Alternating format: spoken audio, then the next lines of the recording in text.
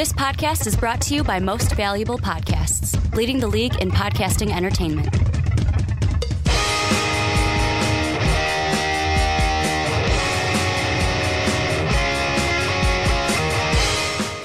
What's up, real MVPs? Ricky Widmer here, along with the Mark Weber. Dub them ease. And first off, Mark, I gotta say, Happy New Year. Yeah, it's the first podcast of 2019. Well, here it is. It's the first, so the first posted podcast of 2019 is the Primetime Podcast. We are the first recorded podcast. That's right, which is what matters. 2019. Well, it's really what matters. Dave and I did our NBA Big Board yesterday, which should already be out as of about 44 minutes.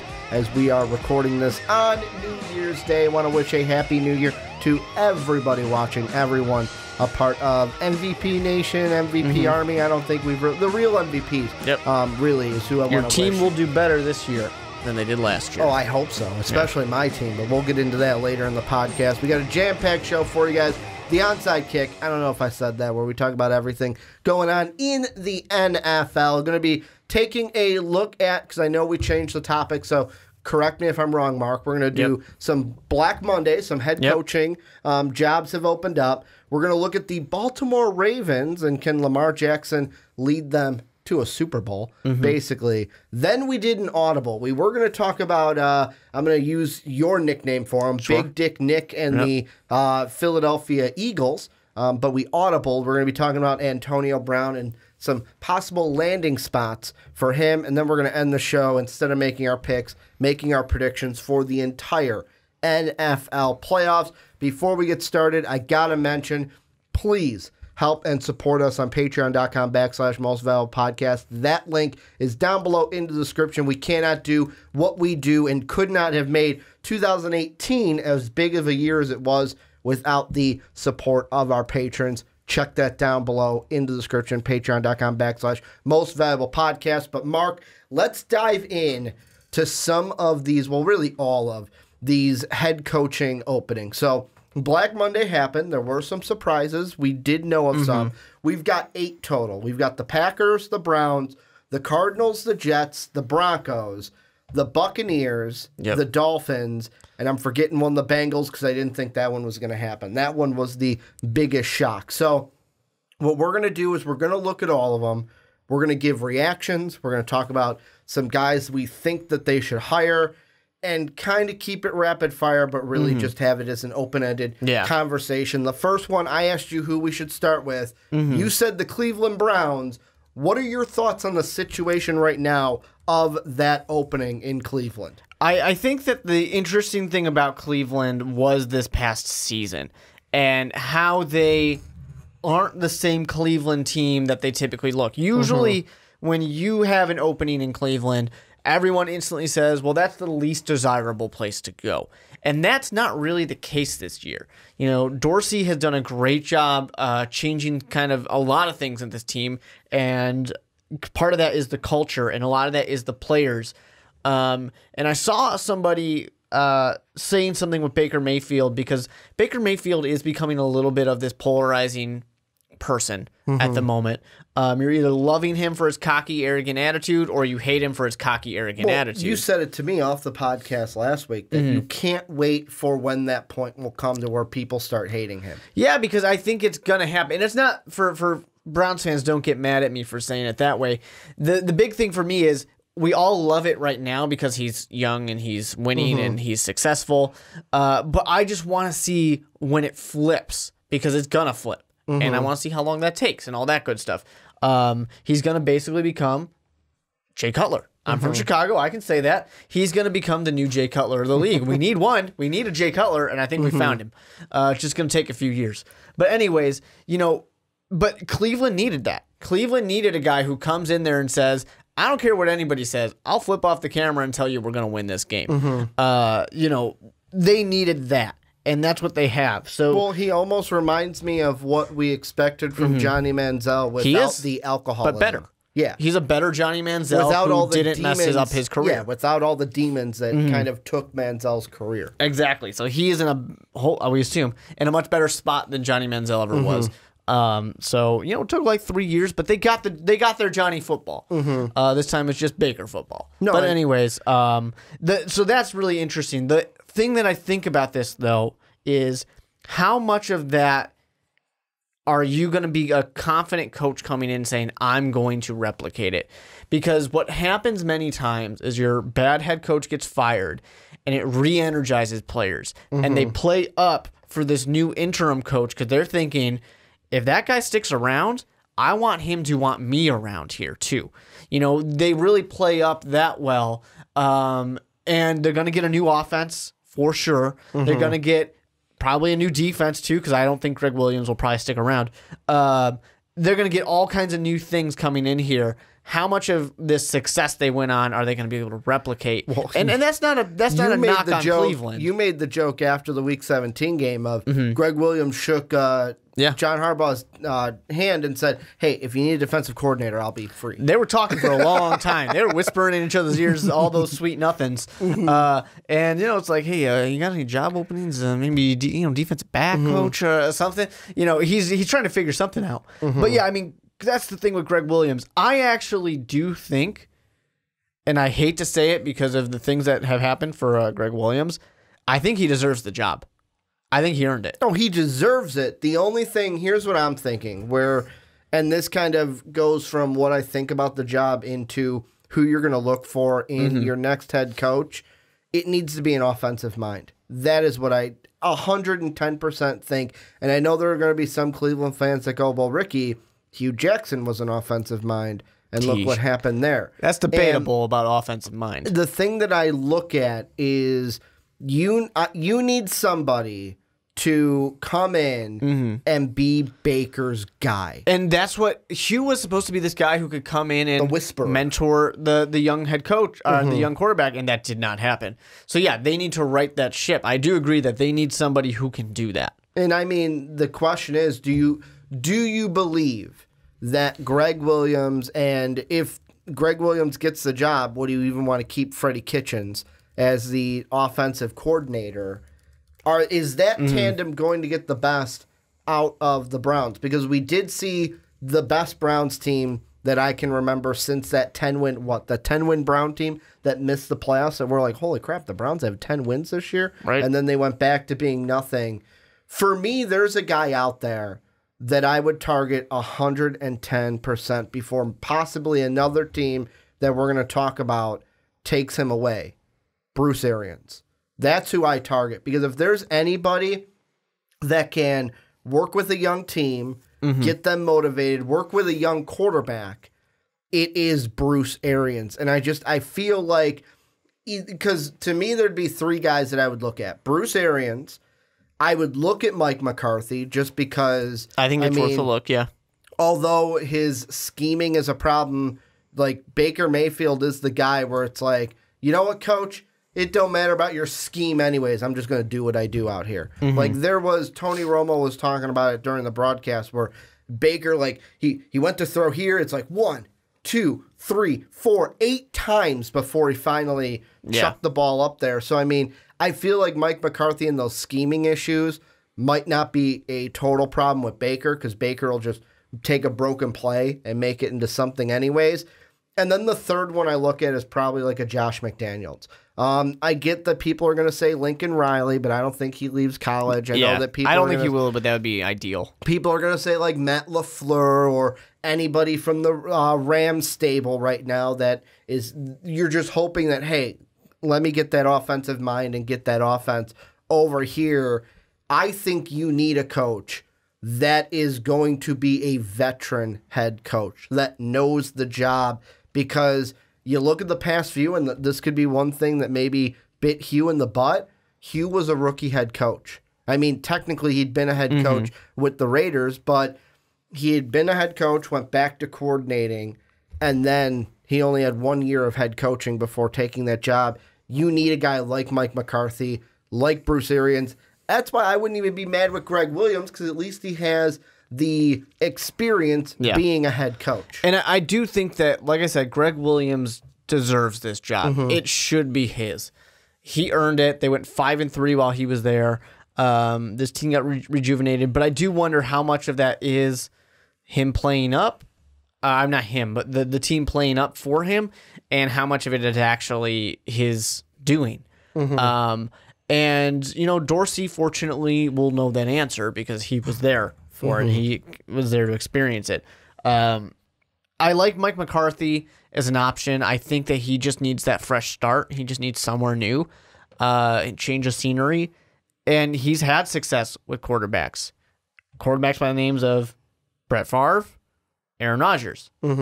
I'd say that's pretty successful. Yeah. And right now, Baker Mayfield is looking like he's got the potential to be a Brett Favre quarterback. Well, and that's the one thing that I believe it's Baker that said this in the draft process. A lot of people were comping him to Drew Brees, but because of the height thing. Yeah. But he did say... That's just such a cop-out. Anytime someone's short, they go, oh, he's like Drew Brees. Or like Russell Wilson. Russell Wilson. I almost said Russell Westbrook again. But one guy he said he likes to try to emulate his game after is Brett Favre. So, I mean, that's kind of that. You can have that same type of attitude if you got Mike McCarthy. I want to move into another one. So one thing before you say that, though, ahead. I do think that even though I think this guy should be blacklisted from ever being a head coach. Yeah. But I think he should get the shot, should be given good consideration, is Josh McDaniels. Because he backed out of the Colts job? Yep. Therefore, you should be blacked out from ever getting one. I don't think Colt fans are upset. They're not upset one bit because of what Well, Frank Reich because has it done with worked this out team. for him. Yeah, but I mean, he did embarrass them on a national stage. But Josh McDaniels does have some quarterback whisperer type of tendencies as well. Also, the one thing I will say really quick that I did not notice until a commenter commented on it, Sean's prediction of the Colts in his prediction video, he was spot on except for the last 2 games of the year. He had them go 1-5 and then go on a win streak, but he had losses to the Cowboys and Titans at the end and had them go 8-8. So he was almost right, and I wanted to give Sean his due there. So how we'll do it is you pick the first one, I'll pick the second one, and we'll kind of alternate that all the way through. The next one I want to look at is the one that I'm going to say I was right about, the Arizona Cardinals. Like, I felt like the writing was on the wall halfway through this season, that Steve Wilks was not going to keep this job. Now, I will say, because I was talking to Dave about it yesterday, and he brought up a great point of, it's not completely Steve Wilks' fault. He just wasn't ready, I don't think. Rookie quarterback, the defense, like, it would be different if the defense was locked down because he was a defensive guy, but this offensive line was not ready to protect a young quarterback. And even when they hired him, I was like, really? That's the guy we're going to go with? I'm not really sure if he's going to last per se.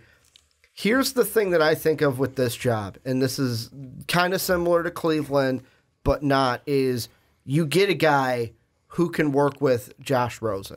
You get that guy, no matter who he is, that can work with Josh Rosen. And that should be your only search for this head coaching job, is who are you going to get to fit Josh Rosen. Yeah, and to me, this was an obvious, like, well, we need somebody. We're in this transition stage. We'll get the guy just to get us over the hump, and then we'll say, thanks for your service. We'll see you later. We're going to get the real guy now. Steve Wilks essentially was the Bruce Arians rebound. Yeah. And to me, I agree completely that this is all about Josh Rosen, and there's one easy, clear answer, and it's Adam Gase. That's it. That's what I was going to say. That's the only answer. He's the perfect guy for this job. He walks in, don't let him leave, just hire him. He's got head coaching experience. He's worked with quarterback. Like, he's worked with quarterbacks in Chicago, in Denver. I mean, I know that you'll probably say, well, yeah, the quarterback he was working with in Denver was just a Mr. Peyton Manning. So, I mean, there's nothing to kind of look at with that. But, I mean, look at what he did in Chicago. And correct me if I'm wrong, Mr. Chicago guy. Yeah. He was working with Jay Cutler at that time. One of Jay Cutler's best seasons. And Jay Cutler at that point, depending on who you asked, loved him, hated him. And there were a good contingency here in Chicago that wanted Jay Cutler out the door because he just wasn't winning games. And then, like you said, Gase comes in, gives him one of his best seasons. He's the clear answer for me. And I see things like Eric Bieniemy, who is the Chiefs OC. Cardinals have requested permission to interview Zach Taylor from the Rams, he's the QB coach. Which all of those to me feel like just... You're trying to get Sean McVay and Matt Nagy. No, to me it feels like, who can we interview just to not make it seem like we're desperate for Adam Gase? Okay. Because it's just a bunch of, like, quarterback coach, tight end coach from the Saints. Like, it's just a bunch of guys who aren't going to actually get the job. Here's the thing, and I'm going to say this, and I don't mean this in the bad way, but it happens. Yeah. I don't really fear because he's got a good situation with the Chiefs, but I feel like Eric Bieniemy is just going to be the Rooney Rule guy for this year, where it's like, potentially, you know what, we need we need a minority candidate. We're going to interview him. We're not going to give him the job, but we're going to interview him. And Marvin Lewis, I think, might potentially get that same treatment. He shouldn't get an interview anywhere. That's what I think. But mediocrity is just stamped on his forehead.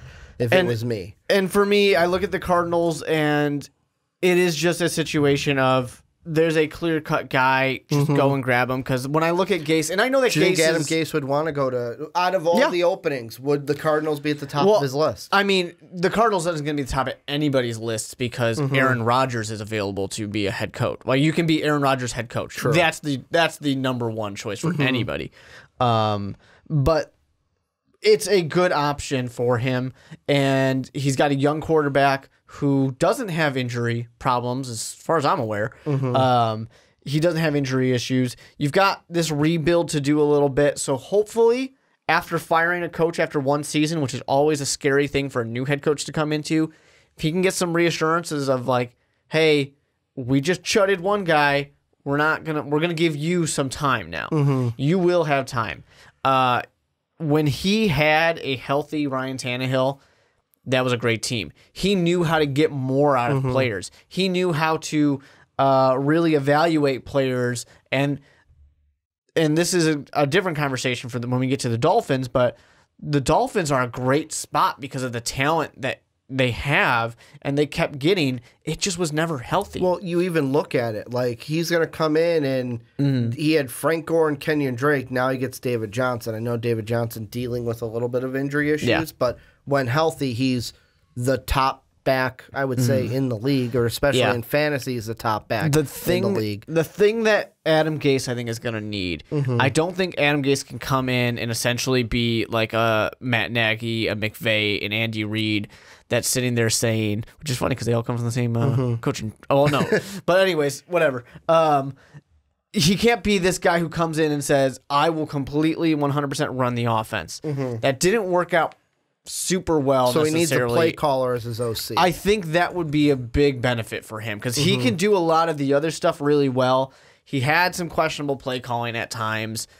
That might be a downfall for him again if he's not careful. Well, and the last thing I will kind of say for it is, like I was going to mention, is with Adam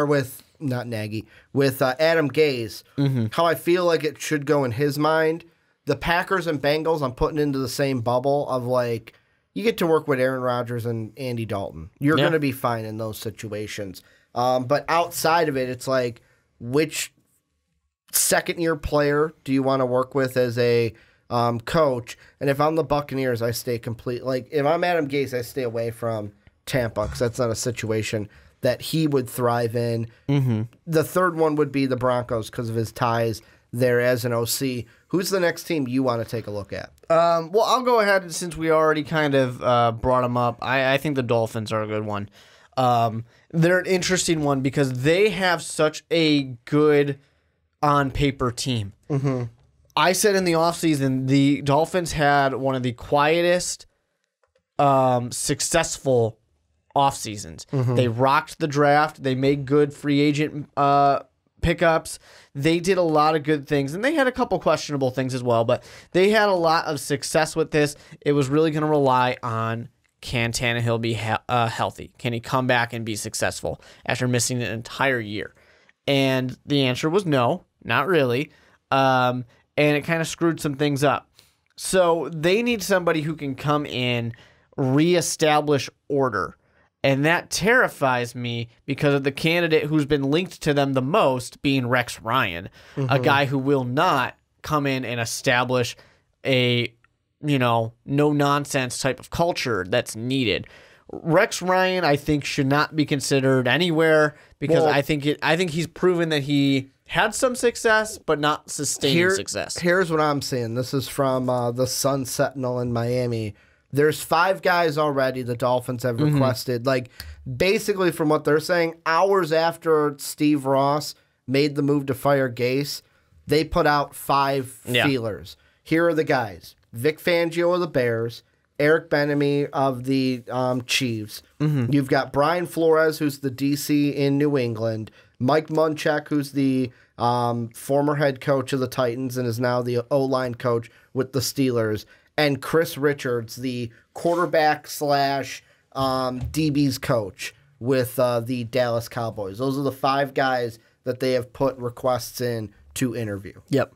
And you don't have to request for somebody who, is not in the playoffs, yeah. Well, I was going to say who is not currently a head coach. Yeah. Or any kind of coach like Rex Ryan. Because Rex Ryan's, Miami Herald also saying that Ryan is preparing his assistant coaches. He's making his phone calls. He's getting ready. Why would you? Is it just because you think he knows the AFC East?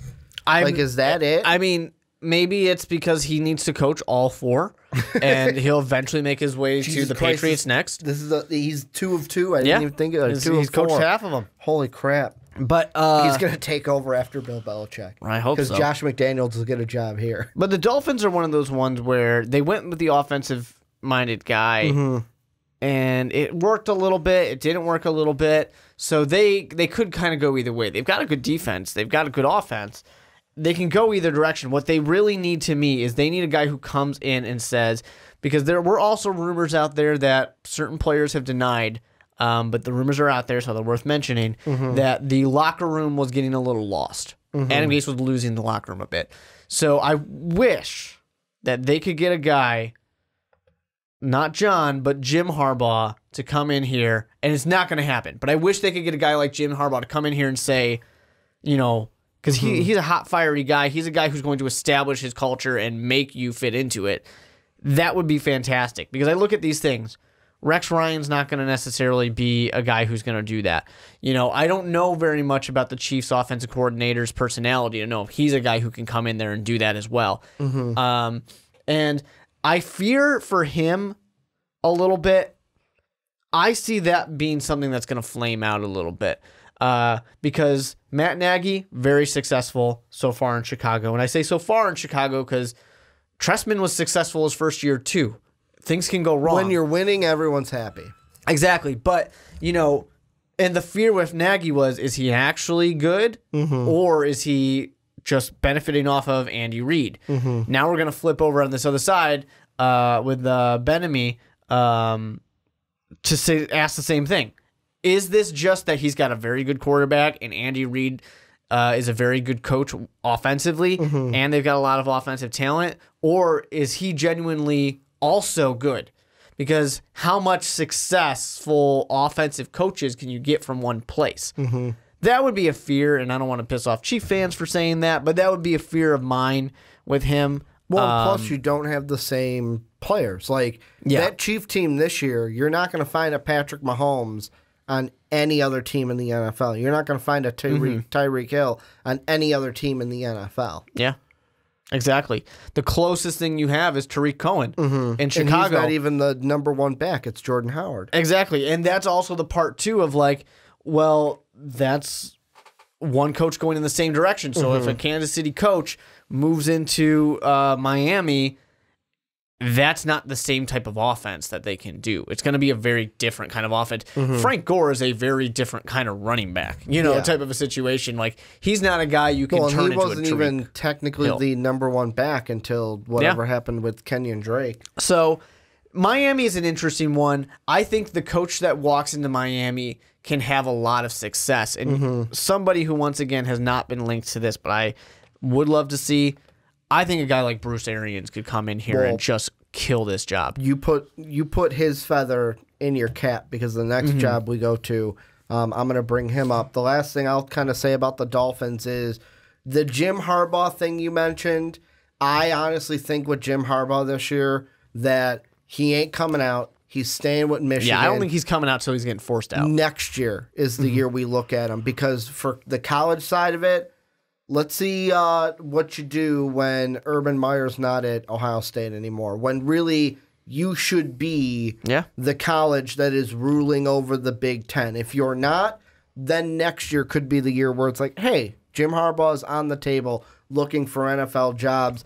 The Rex Ryan thing I'm still perplexed about because, like, I can see how it could be a good thing because if you're saying if they were losing the locker room, I think Rex Ryan can come in and bring the locker room back in. Yeah, he was a player's kind of coach, but he also allowed, big attitudes and big personalities to rule. Yeah, he's like the cool hit parent. Yeah, and you can't do that when the locker room is already supposedly kind of getting lost. You know who I almost want to say is a good candidate for for the Dolphins, but I'm kind of iffy about it, is Brian Flores from the Patriots because part of me goes, you're in that division, get a guy that knows Bill Belichick, that can get into the mind of Bill Belichick and give you the best chance to know what he's thinking. But at the same time, I look at Matt Patricia after 1 year, and I'm not saying Matt Patricia did a horrible job in Detroit. But it wasn't very good. But I look at it and I go, how are assistants, like look at Josh McDaniels, and I know people are going to get mad that I bring it up, but look at Josh McDaniels when he was with Denver. Yeah. Did he really pan out? Like, I know he had to go through Tebow time. Look at and everything. Any coach that came from Belichick's coaching tree. Do they Have pan they out? really panned out? And that's the thing. That's the only thing I fear of. But I like because they're in the AFC East.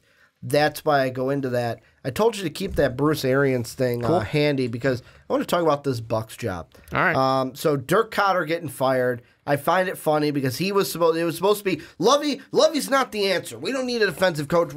Dirk Cotter, our offensive coordinator, is going to be the guy. He's going to work with Jameis, and we're going to get the best out of it. Fast forward, Dirk Cotter's gone. Jameis Winston could be gone next, basically, when you're looking at Tampa Bay. There's also been reports that they are sticking with Jameis. Should be. I'll say should be gone. And that's going to be a question in this interview. He's got 1 year left on his contract, I believe. Yeah, he's in his 5th year option, and essentially it's going to be a stipulation, from what I've seen, that any coach that comes in has to be okay with working with Jameis. Now, things could change. He's got 1 year left. Yeah, things could change in the future, but you're totally right on that. I feel like that stipulation is, though, you got to work with him for your first year, at least. Well, yeah. I mean, and then the GM's going to decide if they keep him around or not. Yeah. What's being evident, unfortunately, here for Jameis Winston is just he's just not ready to be a franchise quarterback.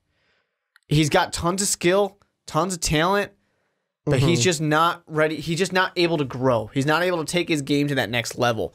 And that's going to be the thing that keeps killing coaches. Here's the thing, and this is why I told you the Arians thing.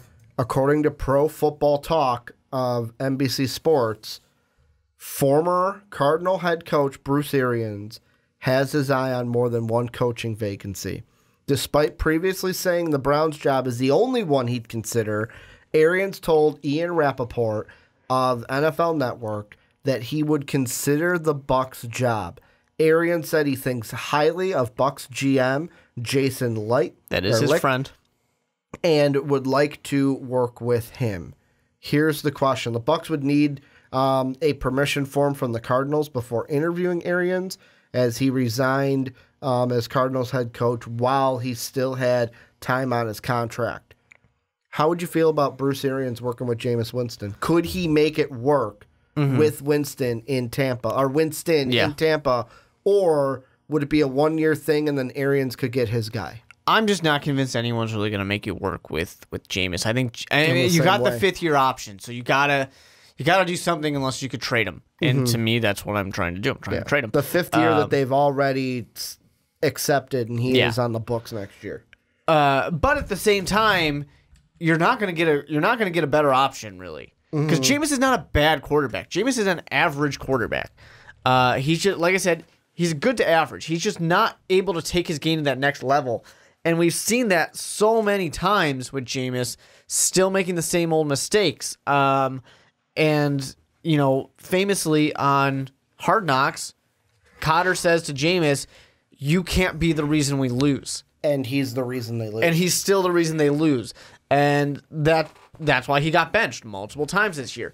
I would love to see dysfunctional. I would love to see Bruce Arians come in here and give it a shot to try and make it work. But there's not going to ever be a better option. You know, we've already gone through the free agent quarterbacks a million times. The Tampa Bay Buccaneers are not going to get the better option. You know, they're not going to get a Joe Flacco, who once again would just be like a year or two rental. You know, this is just not going to happen for them. So why not go for a guy who you're going to grab and it's going to be a long-term thing? Now, 66-year-old head coach, long-term, those might be debatable. Like, those might conflict with each other a little bit, especially when he just retired a year ago. Yeah. But if he is willing to come back and you know that he is going to stick around for a little while, if you can get Bruce Arians, that's fantastic. Now, an interesting one that I see is, so from his press conference, Jason Licht, his press conference on Monday, he basically made it seem we're going to look outside the organization for this hire. So you can say that their OC, their DC are not getting the job. We'll see you later. Basically, yeah. One name that I have here, and this is from the Pewter Plank on the Fanside Network, that I haven't seen linked to any other job, and it fears me because I don't want him leaving my team.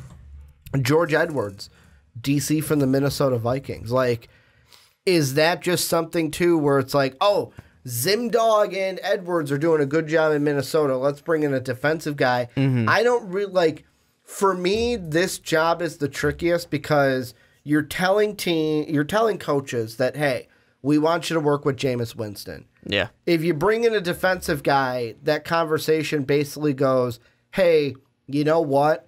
We're basically going to let you work with him for a year, and then you can figure out what you want to do after that. If you get an offensive guy there, you really have like, okay, we can see this relationship forming, because I feel like, and this is in my head, if the Bucs get a defensive coach, the writing is on the wall for sure that Jameis is gone. If they get an offensive coach, the writing is on the wall that they really want to make it work with Jameis Winston. Yeah, and I think there's nothing wrong with going with a defensive coach if you're going to get a defensive coach that gets an offensive coordinator who's going to be successful and just kind of let them do their thing. Yeah. But, that's always a dangerous thing, and coaches always like to have their control over things.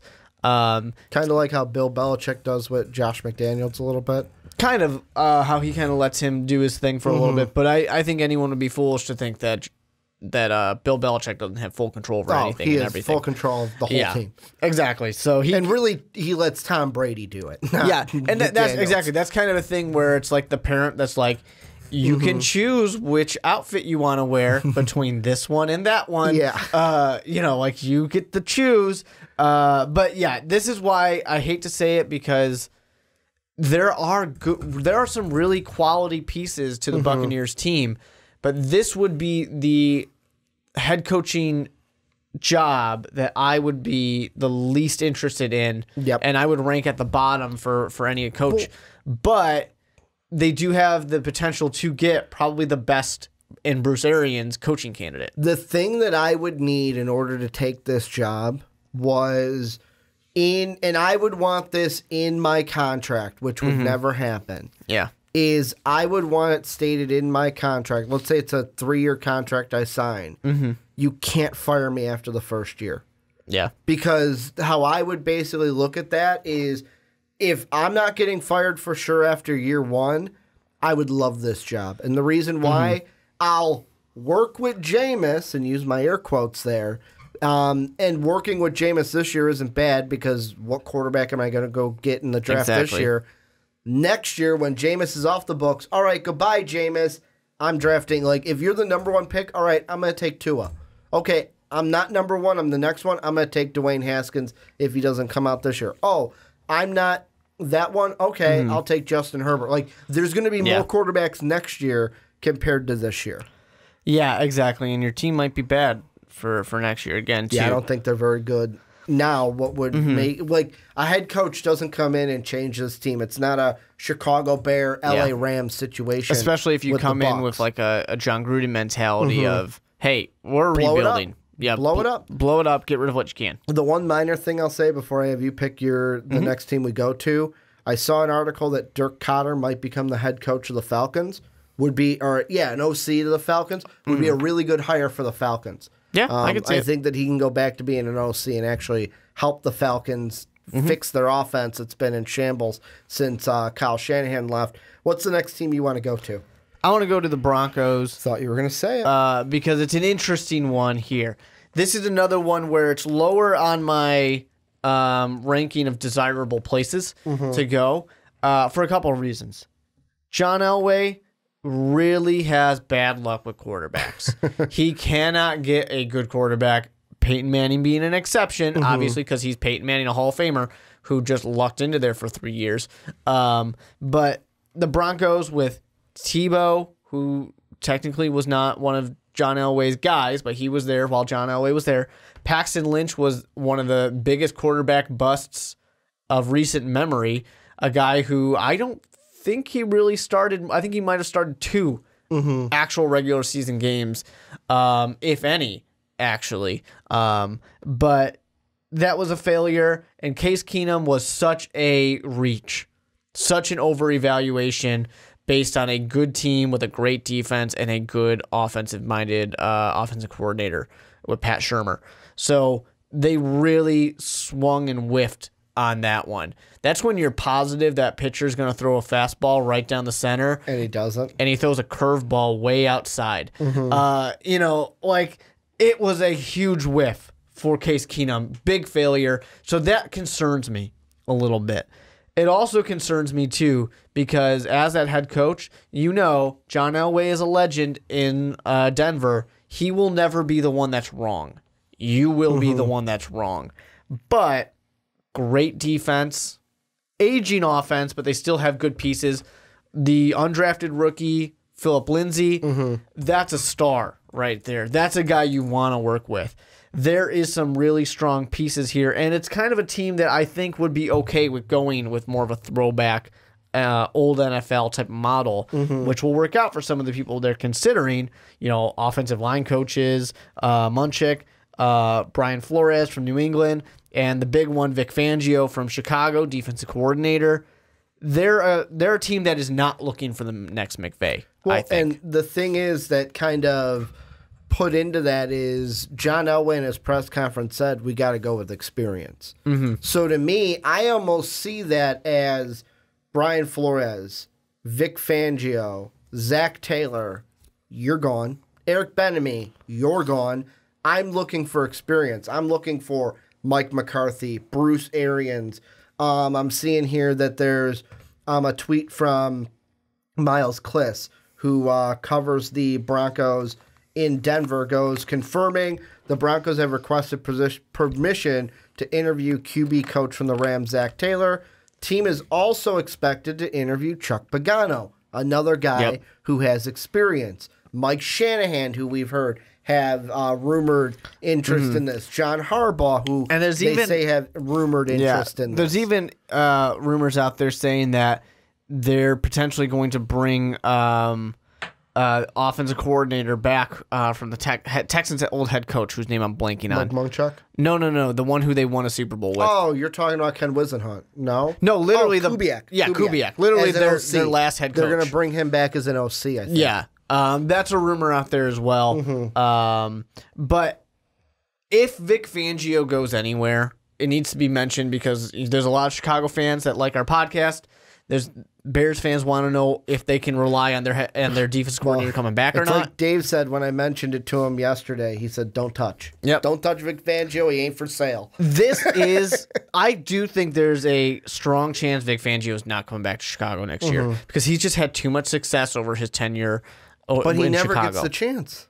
He gets very few interviews, and personally, I think it might have something to do with his personality. People might just not see him as that rah-rah head coach kind of guy. But, I mean, is Bill Belichick that rah-rah head coach guy? No, but Bill Belichick is the exception, not the rule. There's winning there, but I mean, I'm saying Vic Fangio can be the exception, too. He totally could be, but I think that's one of the things that people are afraid of. He doesn't give that good interview. He could do the job, but man, this guy was flashy, and he did all this stuff. But anyways, if Vic Fangio is going anywhere, Denver's the one place that makes the most sense for me because they've got a great defense. They've got a great defense, and they're the kind of team that would be willing to say, we don't need the next McVay, the next Nagy. We're okay with a defensive-minded, successful guy. And when you say experience, Vic Fangio's got 2 decades of experience as a coach. None of it as a head coach, but he does have that success. I would hate to see it. I don't want to see it at all. It also flies in the face of what he's said before of, I'm in Chicago. The only thing that he would leave is for the West Coast. He's okay with being on the West Coast, which doesn't have any job openings right now. I mean, Denver, not as warm as, Chicago and Denver are kind of... basically the same thing, right? Basically, and now even when you look at global warming and stuff, we're basically turned into a modern-day Seattle. Hey, maybe maybe Denver will be the new West Coast. Maybe. If the ocean rises.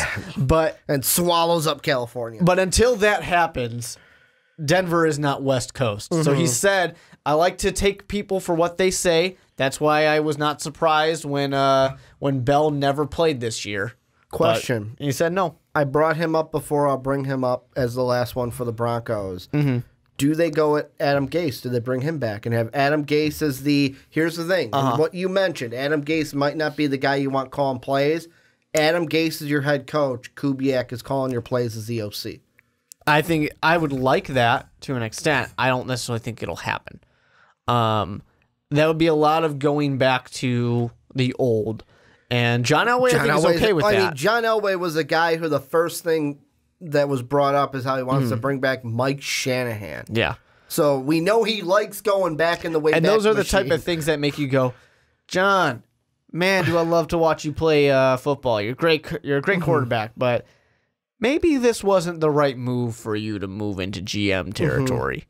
Yeah. Maybe this was a bad idea. On our Vance Joseph segment, one of them said, get rid of that horse-faced clown, John Elway. The next job I want to move into is the Jets because really what is it? There's 2 of them we haven't talked about yet that are like this, right? I'm looking. No, this is the last rookie quarterback because we talked about the Cardinals already. Yep. Basically, this is a Sam Darnold situation, right? Like whoever is going to work good with Sam Darnold. And I look at this and I go, to me, there are 2 coaches that I would kind of look like they would be my guys. The first one would be Adam Gase. Obviously. You want someone that's going to be able to work with the quarterback. The other one, and this is the first time I'm going to say his name as a, yes for sure, Eric Bieniemy of the Kansas City Chiefs. I agree with that. This could be a good fit for him where it's like, you know what, you get your young quarterback. Yes, you got to add some pieces around this quarterback and make sure that he can stay up on his feet. Give him maybe something to throw the ball to. But I would say Sam Darnold, with what I saw in his tape coming out of college, could be the closest thing. Well, I mean, some people say Baker. Between the Rosen and Baker is the closest thing to a Patrick Mahomes. And I know people are going to crucify me for that. I'm not saying that hyped, but he doesn't have to just stand in the pocket. He can get out of the pocket and work on the run. Maybe not like a Baker, but more so than Rosen. I think that this is the place to poach the Reed coaching tree here. This makes the most sense. It's a team that can take that shot because they were 4-12. They're not established. They've got a lot of pieces they need to put together still. So go for it. Go for the flashy guy that can make your team better. Because really, the Jets, they're in that type of situation where it's like, well, we've got the other rookie quarterback who Josh Allen starts to turn it on at the end of the year. He's looking pretty decent. You've got Miami, who's in a similar situation as us, but then you've got the Patriots who are dominating everything. You got to look at it and say, we've got a little bit of time. We can sit and build.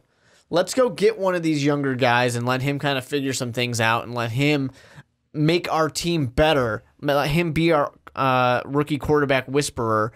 Let him make this better. I think that makes a lot of sense. The other one, Mike McCarthy, I think, fits into this pretty well, too. Because Mike McCarthy is another one of those guys who I think would love to work with a young quarterback.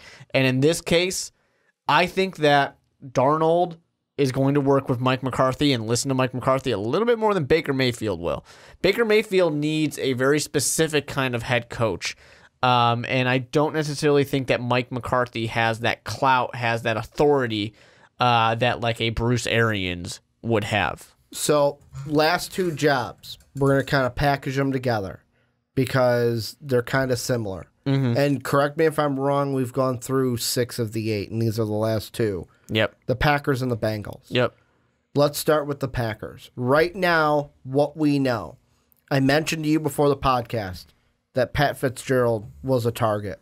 Moments ago, as we were recording this, Northwestern won their bowl game 31-20 against Utah. That was yesterday. They won it. Pat Fitzgerald was asked about it in the post-game interview by Joel Klatt and basically turned down the job on live TV. Cool. So now I will ask you this, if this is the right one. Apparently the leading candidate for the Packers head coaching job, Josh McDaniels. What do you think about Joshy McDaniels working with Aaron Rodgers? I honestly, like I said, I think he should be blacklisted from ever having a head coaching job because of what he did to the Colts. Out. And I know that people will say, but Bill Belichick did the same thing. Bill Belichick's situation was very different in New York. But anyways, because he was the OC taking the job. Yeah, like, he was with the Jets, got promoted, and then backed out. And the Jets kind of were a little bad to him. The Colts were like, Josh, we're happy to have you. We've look at all these things we've gotten you. We've Jim Irsay not acting like Jim Irsay. Right? We have prepared a beautiful meal for you. Where are you at? We're at the airport ready to pick you up. Where you at? But anyways, this is the place where Josh McDaniels fits. I don't think he fits anywhere else, really. Even though I've said that there are places where maybe he could work, this is the place that he fits. Because he gets to work with the second best quarterback in the NFL. Exactly. And if the Packers are going to say, well, Aaron Rodgers is as good or better as Tom Brady, let him work with the guy that Tom Brady gets to work with. You know, and it's the same type of situation where, let's be real, Aaron Rodgers owns and runs that offense. Aaron Rodgers has a lot of control. You can let that kind of be a similar relationship here. The problem is, I don't know what you do on defense. And defense is a disaster in Green Bay.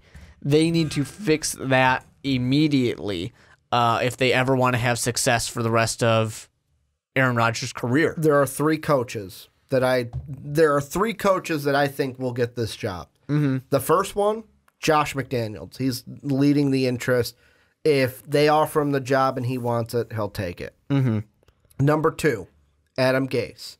He's a guy that can come in. I'll say this. Aaron Rodgers is almost this season kind of remind me a little bit of Jay Cutler, but with the better talent. Where sometimes the things that his attitude, I just think back and I go, man, if he was not as good as he is and as good as Jay Cutler, like, people would hate him and people wouldn't like him. Definitely. And there are people now that don't like Aaron Rodgers even with how good he is. So Adam Gase worked with Jay Cutler. He can work with Aaron Rodgers as well. The third one is my furthest out, but I think it's the only other opportunity. It goes to that defense, Vic Fangio. The only thing is, you mentioned, Fangio has said, I'm only leaving for the West Coast. Number 2, would Fangio leave the Bears to go be the head coach of the arch rival of the Chicago Bears? Go further north to a place that's even colder. But if you want to replace that defense or bolster up that defense, I think Vic Fangio could be the guy. This one, I'm glad we saved it for kind of last because it was the easiest of, I think, Josh McDaniels is your guy, go get your guy. Just hope that he stays. The only other thing that I think would have some type of potential success would be Jim Caldwell. I forgot he wants to come back. That's right. And part of that is Peyton Manning, and that connection there. That would be an interesting one. But it's one of those things, too, where once again, you've got an old coach.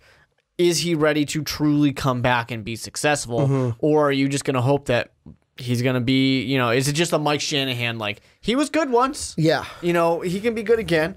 And I don't know if that's the case. But, I mean, that's a great offensive mind who's worked with some great quarterbacks who could be successful. Last one, the Bengals. Yep. Didn't think it was going to happen. It happened. Marvin Lewis is out of town. First thing I want to ask you is, Hugh Jackson's not getting this job, right? I hope he does. Like I kind of hope he does because like it'll just give the Browns even more motivation to beat the Bengals. But to me, I look at it and go, he can't get this job, right? Like, was this their plan all along? Like Hugh Jackson comes in as the special assistant, and then Marvin Lewis gets fired. And now Hugh Jackson becomes that. And Marvin Lewis endorsed him. Marvin Lewis said, "Hugh Jackson's your guy. You should go for him." So that should be a bad thing, right? Because they fired Marvin Lewis. And Marvin Lewis stepped down. Marvin Lewis was voluntold that he should quit. Voluntold. It's just one of those. And the funniest thing about Marvin Lewis was he tried to get out last year. He wanted to step down last year, and the Bengals were like, "No, Marvin, please, no, we need you. We just won't be the same without you." And this year, they're like, "Yeah, you know what? Maybe that was a good idea." They started off the season. They were the reverse Colts. Yeah. They were the reverse Colts, like 5-1, and then sputtered. They were making me feel pretty good about how confident I was in Joe Mixon and this team, and then it all fell apart. Well, it's like the comment sections. They would make me try to eat my words about the Bengals, and I'd be like, "Don't worry, it's coming. It's coming." I didn't hear a single one after like week 6. It did. It's kind of like you and Sam Darnold. Yes, yeah. And I even said I like Sam Darnold. He's just a rookie. And I still got shit about that. But anyways, the Bengals to me are an interesting one because they've got a lot of like promise on the roster. But I really have no clue what coach is going to be a guy who goes for them. If the Packers weren't available, if Mike McCarthy didn't get fired, the Bengals are probably the hottest job for anybody. But you have people attached to them like Hugh Jackson, who's a terrible head coach, should not be allowed to be a head coach. Offense coordinator, fine. You got Vance Joseph, who once again did not do well, yet he's attached to the Bengals. Apparently rumored interest with Vance Joseph. The only interview that's right now reported is Zach Taylor. The guy who I think makes sense to me and the guy I target if I'm the Bengals, Greg Williams. Because he's a guy who can come in, give your team that attitude. He knows the Browns, and the Browns just beat you bad. You've got guys on that team like Burfict that would. I feel like Burfict and Greg Williams would get along just fine. Oh, they'd be great. They'd be peachy. They would go out to lunch together. That's how good buds they would be. I think that's if it's not going to be the Browns, Greg Williams would be a great fit for Cincinnati. I almost feel too like this is the job that seems like outside interest. Nah, it's either like I feel like it's either Hugh Jackson's job or Bill Lazor's job. Like that's it. The offensive coordinator. It's the kind of thing Jackson. that Bengals would do.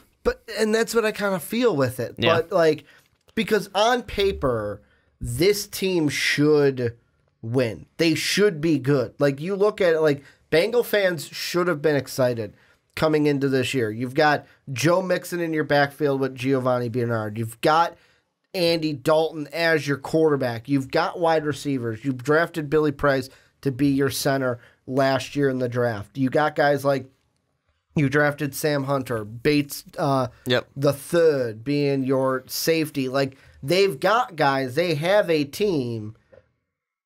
It's just this team has been mediocrity because of the coaches at the top.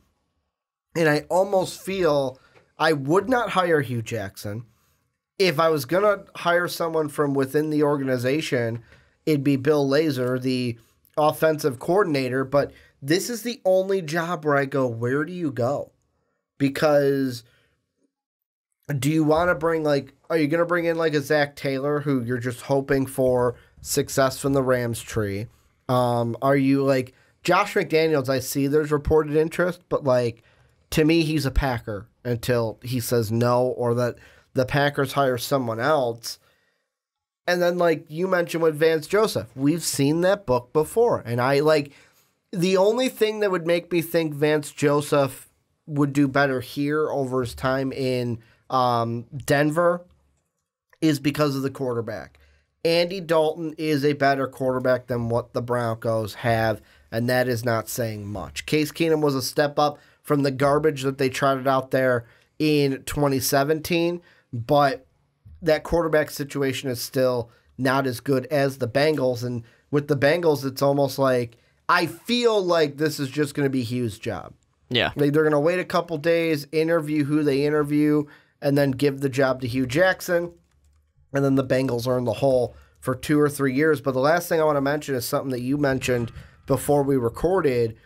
This 8-team stretch that we went through is going to leave some lasting imprints on the NFL because, like you mentioned, not all of these are going to hit. Not all of these hires that are made are going to be, Matt Nagy-type hires where they're not fired after 3 years into their contract. Yeah, a lot of these head coaches that are going to get hired. I mean, eight coaching firings in 1 month is a record. It's the most. The NFL. You usually have like 4 or 5 coaching vacancies. You have 8 this year.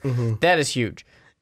Not all these guys are going to hit. Some of these guys are going to get fired in 2, 3, 4 years. 2 of them were surprises, though. No one expected the Bengals and Packers for sure at the beginning of the year to be But it happened. Yeah. So in like 2, 3, 4 years, 3, 4, 5 of these guys are going to get fired again. And that there is going to have some lasting impact because then they're searching again. And they're going to search again. When you just have to keep firing these guys, you don't always get it right. Look at Cleveland. Look at Chicago for a while who couldn't get it right. There are so many of these. Look at Detroit. Look at a lot of these teams. 6 of these 8 teams hired or within the last 3 years have hired new head coaches. Exactly. And they're back again. It's the same thing that I say with quarterbacks. Teams that draft quarterbacks early continue drafting quarterbacks early because it's a crapshoot half the time. It's difficult to figure out if it's actually going to work, especially when everyone's going to be looking for a Nagy. Everyone's going to be looking for a McVay because those guys were big surprises to a lot of people, especially McVay was a big surprise. So it's going to be tough. It's going to have lasting impacts on the NFL, that's for sure. Well, it's like even just look at last year. I'll look at the NFC North in particular. Some teams will get a Nagy. And I mean, with Nagy, what helped was trading for Khalil Mack and getting that because that kind of keeping Vic Fangio. That was a huge thing. That too. But then there's going to be Matt Patricia's. There's going to be Steve Wilkes, where it's like you're not going to hit every time. This is where you guys come in. Let us know what you think. Mark, this is going to be a very long segment. We went through 8 coaching vacancies. It's almost going to be an hour long. We'll be very close to an hour long when everything is edited. But I hope you guys liked it. Let us know what you guys think about your vacancy, any of the vacancies down below in the comment section.